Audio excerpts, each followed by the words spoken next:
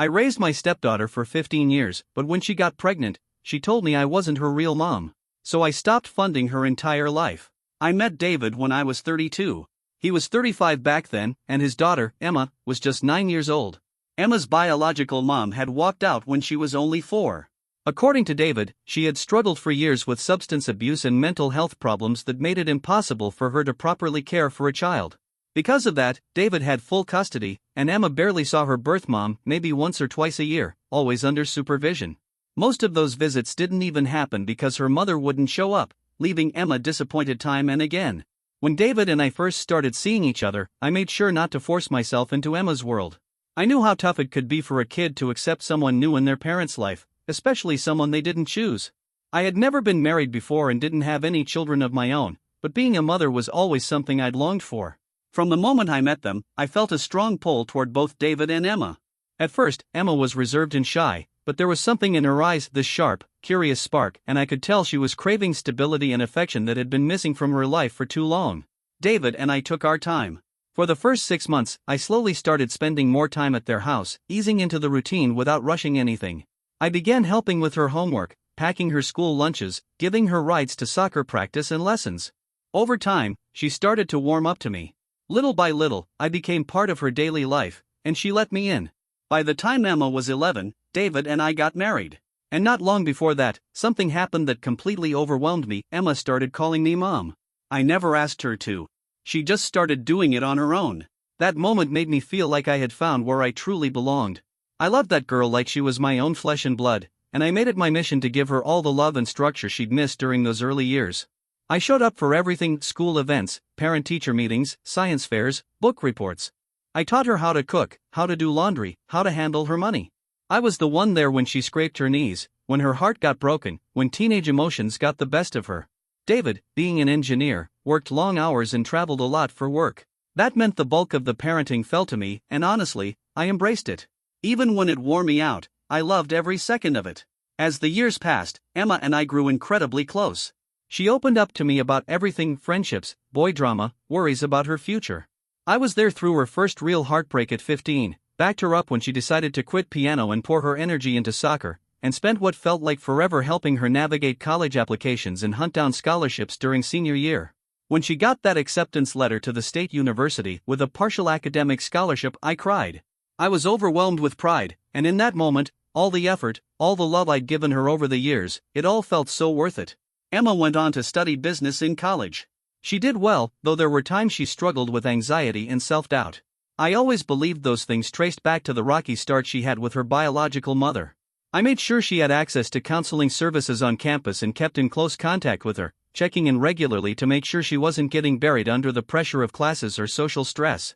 David and I visited her a few times each semester, and she came home for every holiday and summer break. Through all those years, our bond remained strong, steady, and full of love. After she graduated, Emma came back home for a few months while job hunting. During that time, she met a guy named Sean at a friend's party. He was a few years older than her and had a steady job. On the surface, he seemed like a decent enough guy, though I sometimes got the sense he was still a little immature, like he wasn't quite ready for the kind of serious commitment Emma was heading toward. But Emma fell for him fast. Within 6 months, they were talking about moving in together and even getting engaged. That made me nervous. I worried they were speeding through things without really knowing each other well enough. Still, I kept those thoughts to myself and tried to support her choices. Emma landed a job at a financial planning firm and moved in with Sean after about 8 months of dating. I did my best to stay encouraging, even though I couldn't shake a few lingering concerns. Sean seemed to hold a lot of sway over Emma. She started shifting some of her values and changing her outlook to fit his, which was unsettling. She had always been such a fiercely independent spirit. David and I kept inviting them over for dinner, trying to keep a healthy relationship with both of them. But it wasn't lost on me that Emma was slowly drifting. The closer she got to Sean, the more distant she seemed from us. Then, when Emma was 24, she called me one evening with news that surprised me: she was pregnant. I knew she and Sean weren't married yet and hadn't been planning to have kids so soon, but I was thrilled. I told her how happy I was and how excited I felt about becoming a grandma. Emma sounded unsure and anxious at first, but she told me Sean was over the moon. They were planning to get married before the baby arrived, which felt like a responsible move, even if the timing wasn't perfect. Immediately, my mind went into overdrive thinking of ways I could help. I had been setting money aside for years, just in case Emma ever needed it. I planned to use it for the nursery, baby clothes, gear, whatever would make those early days easier. I started researching cribs, strollers, car seats, you name it. I was looking forward to helping her register for gifts and throwing her a proper baby shower. A couple of weeks after she shared the pregnancy news, Emma and Sean came over for Sunday dinner, a long-standing tradition in our family. But Emma seemed different that day. She was more formal, more distant, and I could tell something was off. I didn't want to push her, though, so I waited. After dinner, while David and Sean were in the living room watching football, Emma asked to speak with me alone in the kitchen. I figured she wanted to talk about the pregnancy or ask for advice. But when she sat down across from me, the look on her face was one I'd never seen before. She said that she and Sean had been talking a lot about their future and the baby, and they'd come to a decision. They wanted their child to grow up understanding their family relationships clearly, without any confusion about who was real family and who wasn't. I didn't get it at first, so I asked her what she meant. Emma took a deep breath and said she was thankful for everything I'd done for her. But now that she was about to become a mom herself, she felt it was important to draw a line. She told me that, while I had been there for her, I wasn't her biological mother and never would be. She said she wanted her child to understand the difference between biological family and chosen family from the beginning. Then she added something that completely shattered me. She said her baby would have a real mother, unlike her. I couldn't even catch my breath. I asked her to explain, what did she mean by saying her child would have a real mother? Emma looked down, then back up, and said she'd been doing a lot of reflecting on her own childhood. She told me that growing up with me acting as her mother had been confusing, since I wasn't actually her biological mom. And now, as she prepared to become a mother herself, she didn't want her own child to go through the same kind of confusion. Emma said she and Sean had talked it through and agreed they wanted very clear family boundaries. They wanted their child to understand exactly who their birth parents were and who, in their words, were just step-relatives. I tried to stay calm, though my heart was pounding. I asked her if she truly believed that all the years I'd spent loving her, raising her, and being there day in and day out somehow didn't count just because I hadn't given birth to her. Emma said she didn't mean it that way. She insisted that everything I'd done for her mattered, and that she was grateful for it. But then she repeated, gently but firmly, that I still wasn't her real mother, and she didn't want her child growing up without a clear distinction. She explained that she and Sean had gone over it many times, and they both agreed honesty about family roles was essential from the beginning. I could feel tears forming, and I asked her straight out, did this mean she didn't see me as her mother anymore? Her response was like a knife. She said I had been like a mom to her, but I wasn't her actual mother. Now that she was becoming a real mom herself, she said, she understood the difference. She added that she hoped I'd still want to be in her baby's life as David's wife and her stepmother, but it was important, she said, that everyone understood the correct roles and relationships moving forward. We talked for maybe 20 more minutes. Emma continued trying to explain where she was coming from, and I kept trying to process how the girl I had raised and loved for 15 years could sit across from me and say that our relationship wasn't truly real just because we weren't biologically tied. She kept insisting she wasn't trying to hurt me and that she appreciated all I had done. But she wouldn't stop saying I wasn't her real mother. And each time she repeated that, it chipped away at something inside me. She even said her baby would be lucky to have a real mother from day one, unlike her. When we walked back into the living room where David and Sean were watching football, I could barely keep it together. David could see something was off right away, but I didn't want to make a scene in front of Sean, so I waited until they left before saying anything. Once they were gone, I told David everything Emma had said. He was stunned, then angry. He couldn't believe that Emma would say something so cold after everything I'd done for her, for us, all those years. That night, I didn't sleep. I just kept replaying her words over and over in my mind. I thought about every time she'd called me mom, every moment she came to me crying, every birthday party, scraped knee, late night talk. All those memories of love and care felt suddenly detached from reality, like they were someone else's life. I kept wondering, was this really how she'd felt all along? Had she just been pretending? Or had Sean been planting these thoughts in her head? In the days that followed, I waited, hoping she might call to apologize or explain that she'd just been overwhelmed. That maybe pregnancy hormones or stress had made her say things she didn't fully mean. But the phone stayed silent. David tried to talk to her, but she didn't budge. She stood by every word. She said she loved me, still wanted me around, but believed she was simply being honest about how family roles should be defined now that she was starting one of her own. That's when I realized something had shifted in her permanently. She wasn't going to walk this back. And I had to figure out how to move forward in a reality I never imagined. I had always handled most of the financial side of things when it came to Emma. From school supplies and clothes when she was little, to helping with college tuition, to quietly covering things like emergency expenses or holiday surprises. David helped too, of course, but I was the one budgeting, saving, and planning for her future. I had been setting money aside for years, specifically so I could support her through major milestones like marriage, motherhood, and buying her first home. I had already started making plans to help her and Sean with baby-related costs. I was picturing myself spoiling my grandchild, buying nursery furniture, helping decorate the baby's room, setting up a college fund. I wanted to be there for her and the baby every step of the way. But after hearing her say I wasn't her real mother and that her child would have one unlike her, I found myself questioning everything. Should I really continue pouring financial support into someone who had clearly decided that my role in her life didn't matter beyond the technical label of stepmother? I thought back to all the money I had gladly spent over the years, not out of obligation, but because I loved her as my own. I wanted her to feel safe, supported, and loved. I gave freely because, in my heart, she was my daughter. But if Emma wanted to draw a line between biological and chosen family, then maybe she needed to accept the consequences of that line. If she didn't see me as a real mother, then she couldn't expect me to act like one, especially when it came to finances. I told David about my decision. At first, he pushed back. He thought I was just hurt and might regret this later.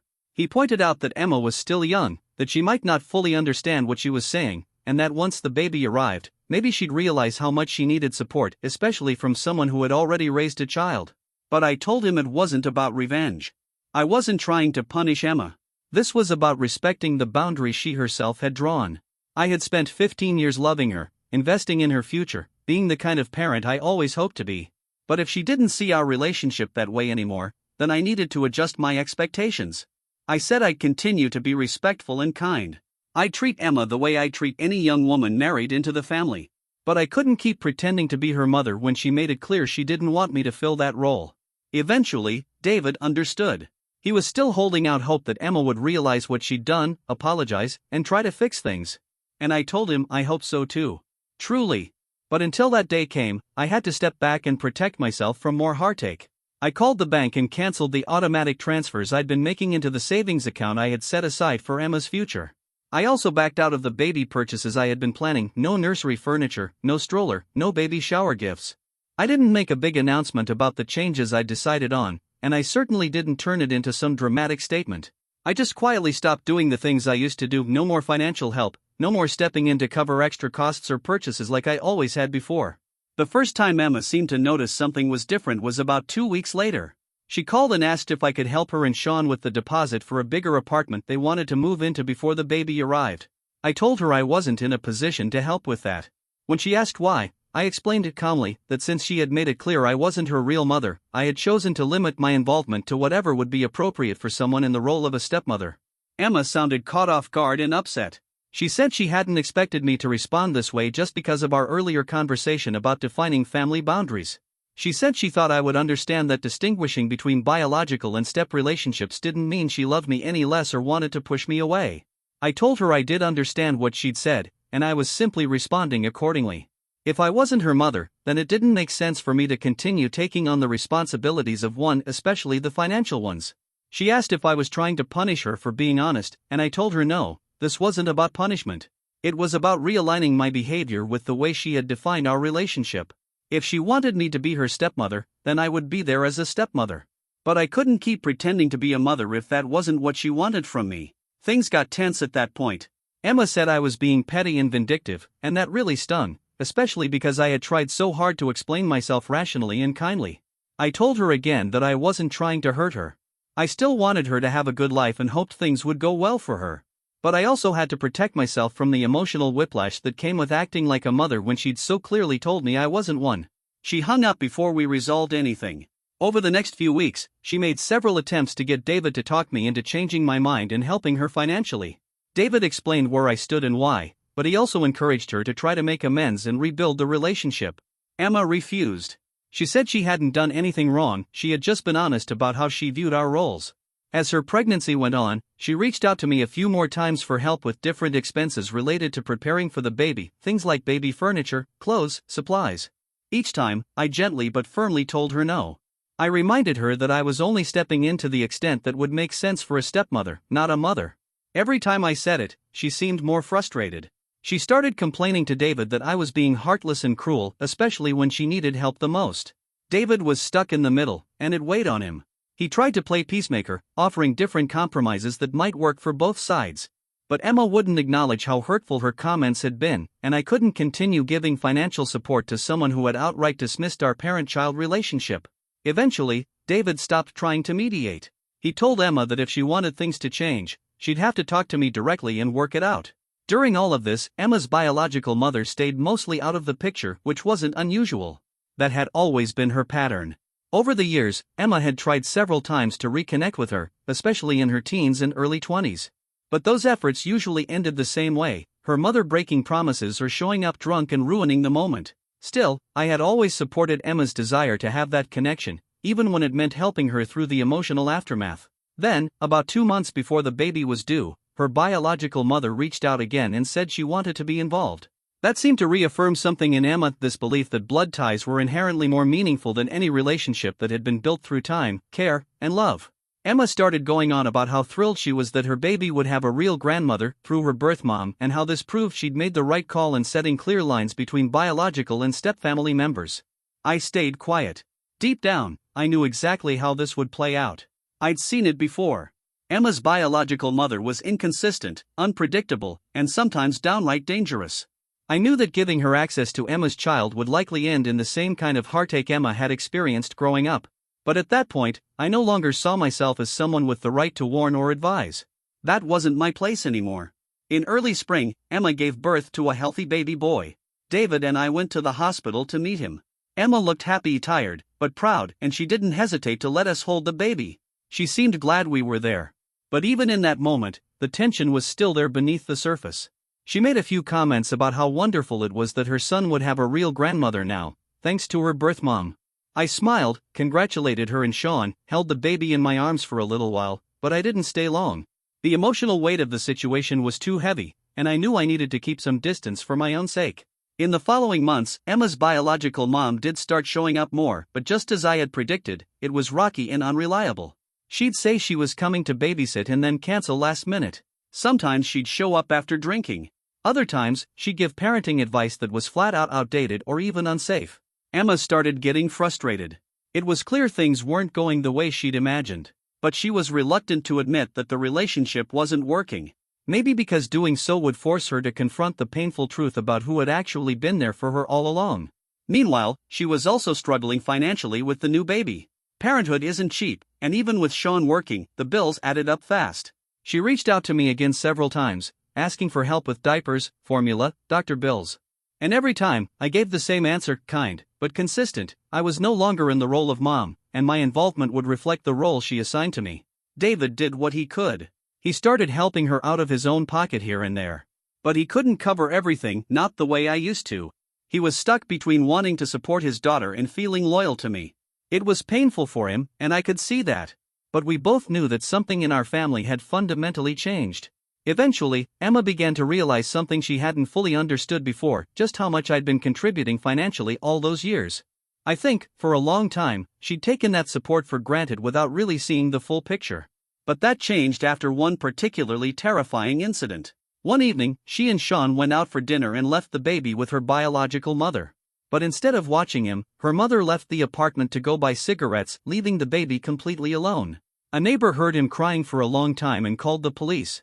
When they arrived, they found the baby unattended and contacted Emma and Sean right away. Emma was horrified. She finally saw that her birth mother couldn't be trusted with her child's safety.